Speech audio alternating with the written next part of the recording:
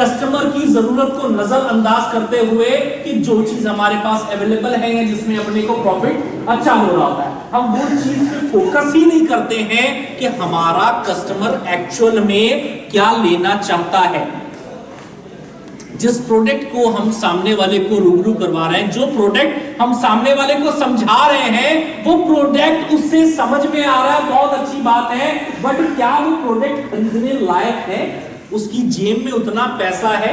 इस कारणवश हम लोग दो चीजें लॉस करते हैं, अपना समय और उसका समय। मैं उसको समझाया पड़ा कि साहब बुर्ज खलीफा जो बिल्डिंग है बहुत अच्छी है, ले लो ले लो ले लो ले लो। वो कहता है इतना मेरा बजट नहीं है भाई। वो सुनेगा जरूर, लेकिन बजट है उसका 500,000 स्क्वायर फीट आगरा एक्सप्रेसवे के बाद जरूर मिलेगा।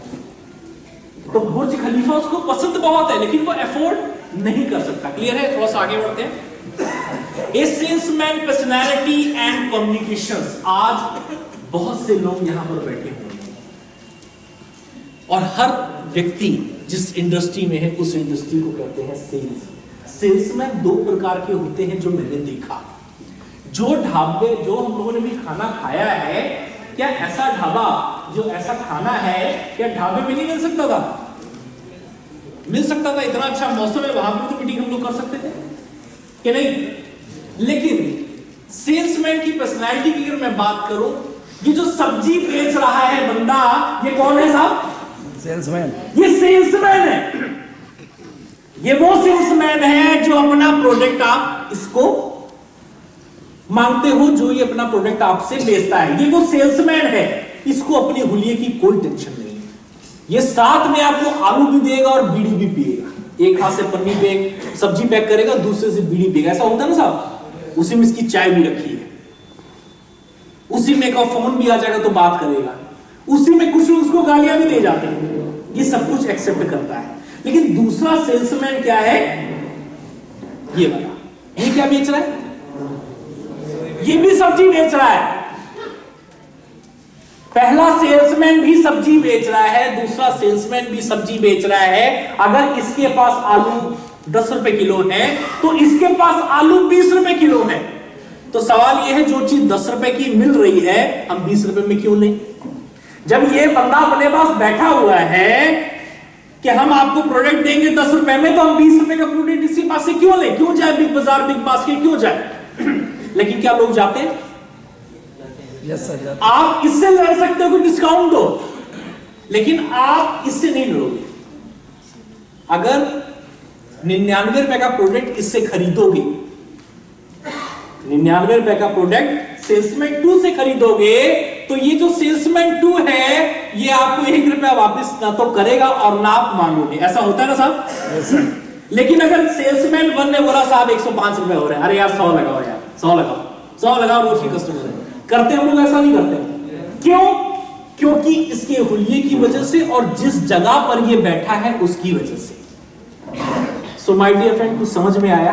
Yes sir. कि हमारी जो वेशभूषा है, जिसको हम लोग वेशभूषा कहते हैं, जो हमारा ड्रेसिंग सेंस है, जो हमारा कह लें जेस्चर है, एक हाव भाव है, वो प्रेजेंट करता है हमारी वैल्यू को। ये ज्यादा अच्छी सब्जी बेचता है क्योंकि ये ताजी लेके आता है सब्जी, सेल्समैन 1। लेकिन सेल्समैन 2 एक ही सब्जी को बार बार रिसाइकलिंग करके बड़े बड़े स्टोर में 1-1 महीने 1.5 महीने की सब्जी को बेच देता है। वहां आप आर्गुमेंट नहीं करते हैं। और अगर ये 2 दिन पुराना बैंगन सेल्समैन 1 बेचेगा तो आप आर्गुमेंट करेंगे, बैंगन यार तुम्हारे सड़े हुए कम करो यार, 10 रुपए के सारे तोल दो। वो कहता बाबूजी मेरा पड़ता नहीं आएगा। आप उस पर जोर जबरदस्ती करते। क्यों कर रहे हो? क्योंकि वो उसकी जो वेशभूषा है या जो उसका ड्रेसिंग सेंस है, और या वो जहां पे बैठा है वो रोड किनारे बैठा है, क्योंकि वो प्रोफेशनल नहीं है। सेम एज इट इज जब ये मॉल में हम घुसते हैं, मॉल में जब हम एंट्री करते हैं, तो आप इससे आर्गुमेंट नहीं कर पाए। तो माय डियर फ्रेंड, कि जब आपकी सेल्समैन की पर्सनालिटी, उसकी वेशभूषा प्रोफेशनली होगी, तो सामने वाला आपसे सवाल जवाब करते हुए भी डरेगा।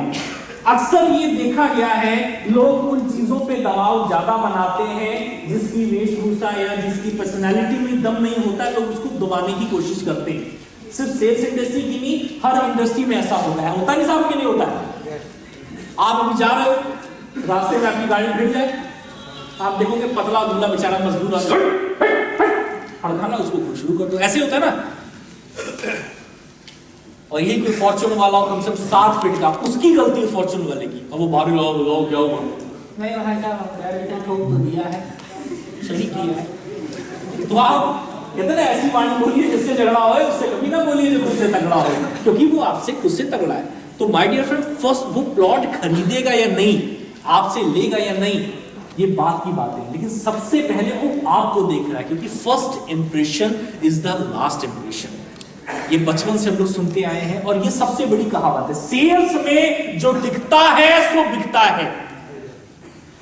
नाम नहीं लूंगा, ऐसी भी जमीनें बिकी है जिनके पास सिर्फ एग्रीमेंट था, पेपर थे, जमीन कहां थी मालूम नहीं। तो आपको क्या लग रहा है, जब जमीन ही नहीं थी तो उन्होंने बेच कैसे दी? उन्होंने जमीन कैसे बेची? बड़े ऑफिस दिखा, बड़ी वेशभूषा दिखा के, बड़ी बड़ी गाड़ियां दिखा के, था ऐसे नहीं था। और आज वो कंपनी के एमडी फरार है। आप लोग सबसे ज्यादा लकी हो क्योंकि आपके एमडी आपके साथ हैं, आपकी कंपनी जेन्युइन है, आपके पास जमीन है, तो सबसे बड़ा प्लस पॉइंट अपना ये है। आगे बढ़ते हैं क्योंकि समय थोड़ा सा बहुत कम है। First impression is the last impression, जैसा मैं आपसे बता ही चुका हूं।